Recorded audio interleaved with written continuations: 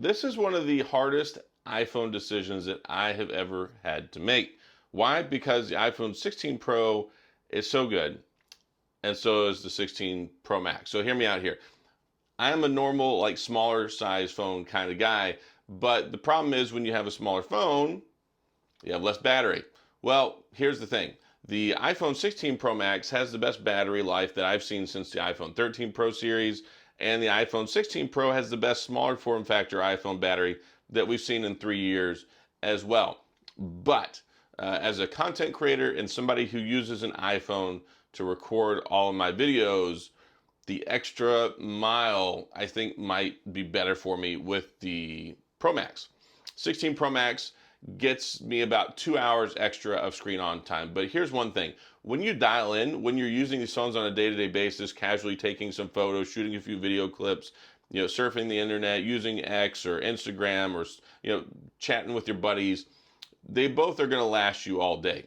But when you get into shooting 4K video on your phone and shooting a lot of video, especially when you're doing things like vlogging, long videos, whenever you're out doing stuff, or whenever you make videos like I do for a living and use a camera a lot, it really eats into the battery more. For instance, the iPhone 13 Pro has probably 13 Pro Max had the best battery ever in the history, I think, of any phone I've used. But I still managed to kill it shooting video and photo when I was at Disneyland in half a day. So therein lies my conundrum. And also, here's another nice thing.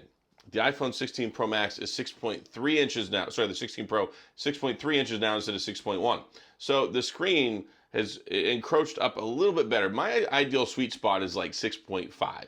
And that's something I've always liked with, like, let's say the Sony phones, the Xperia 1 Mark IV, Mark V, all them, that 6.5 inch screen, it was magical. Now, it wasn't too big, the form factor was nice, wasn't too small. Like 6.1 I'm not crazy about, but they made this decision even more difficult with the 6.3 inch screen, and now also they bumped this one up to 6.9.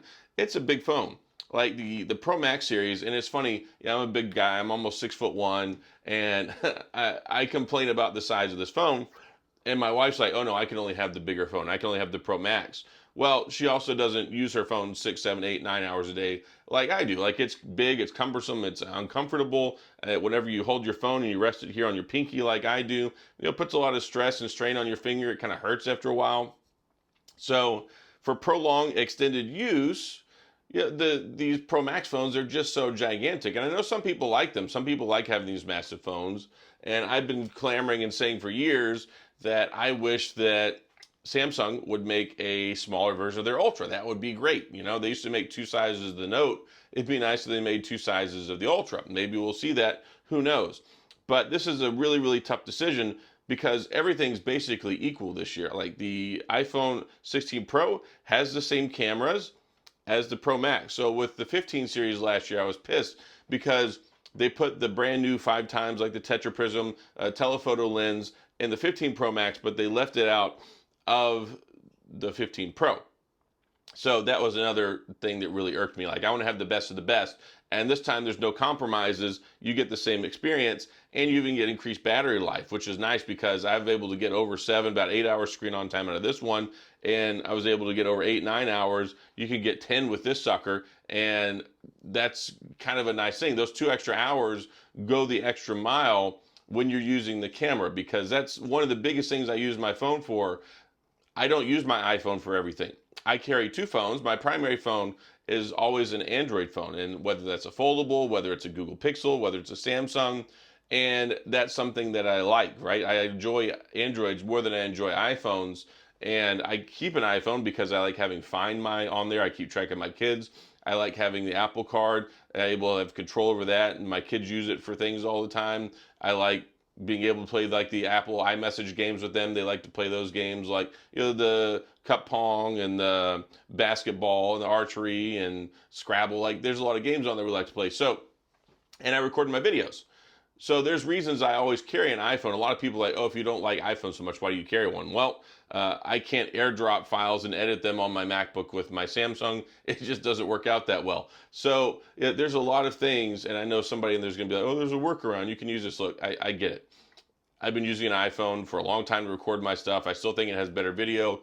It's easy to airdrop it, and the selfie quality is really good. Plus, my microphone compatibility, all that stuff, it works better with the iPhone. But anyway, so yeah, I carry both. But when it comes to which one of these I'm going to keep.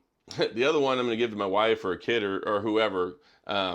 But which one am I going to keep and use as my phone is a really, really difficult decision. I even bought 512 and both of them. So I have the 512 iPhone 16 Pro and I have the 512 iPhone 16 Pro Max. And I have the natural titanium in the 6. And also these cases, I just want to show them off real quick. This is the Apple Silicon plum color, which looks okay with the desert titanium.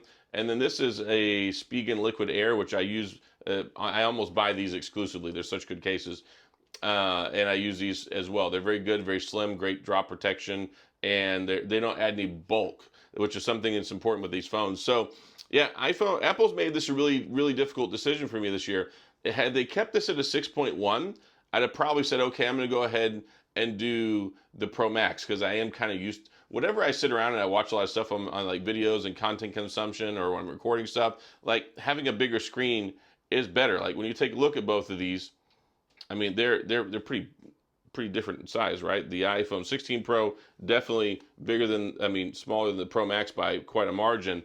And this whole 6.9-inch screen doesn't help. I mean, granted, they did make the bezels smaller than ever, but yeah, it's a difficult decision. I'm sure some of you are in the same position as well. But one thing I got to say though, being able to use the 16 Pro one-handed, and I've been using this one with my SIM card in it for the last couple days, testing the battery life, using the phone. It is lasting me seemingly all day, but towards the evening time, I'm starting to, like, the battery is starting to kind of dwindle down on me, and I definitely have to put it on the charger. So it's one of those things where I'm like, am I going to go with the extended battery life, but have to sacrifice using a smaller form factor for the bigger phone? Or am I going to go with the smaller, easier one-handed form factor and the slightly less battery? It's a difficult decision. I've not made this decision yet, but I wanted to talk about it in this video, kind of some of the pros and the cons, because I know that people in the same decision, like in the same spot. A lot of people don't like the big phone, but they like the battery. A lot of people like the smaller phone. And I think for you, like if you're not recording a bunch of videos, shooting a bunch of pictures, doing a lot of multimedia work, then the Pro is probably going to make you really happy. I think it's the best Pro they've ever made. It's equal and on par with the Pro Max. The battery life definitely lasts all day. I got 7-8 hours screen on time out of it without, really pushing it too hard. But yeah, when you get on the camera and the video and or getting like gaming or things like that, it will suffer more than the Pro Max. But if you've been trying to decide, I think this is the best option we've had in a normal Pro series since the 13 Pro. And I got to give them credit there because they've done a good job with it. And then the Pro Max is just the Pro Max. It's a beast. But do you want a phone this big, right? Is it unwieldy? Is it suck to use one-handed? Is it bulky and heavy? Yeah, it is all those things. But the screen is nice. I'm not going to lie. When I use the Pro Max and I'm sitting around watching video and YouTube video and all sorts of stuff on it, like not having a smaller cramped screen is super nice, but gosh darn, it's a big phone. So anyway, hopefully that gave you some insight from my experience for the last week using both of these phones, testing them day in and day out, and hopefully this was helpful. But that's my thought process so far. We'll see in a couple of days which one I end up with permanently as my full-time phone, because one of them's getting the boot. So that's all I got. If you have any questions, comments, gripes, concerns, complaints, your own comparisons, or your insight, let's talk about it. Go to the comment section. If you enjoyed the video, if you found this helpful, if you like this stuff, hit the like and the subscribe button and the little notification bell if you want updates when new videos come out. And as always, thanks for being here. I appreciate you watching. I'll see you guys next time.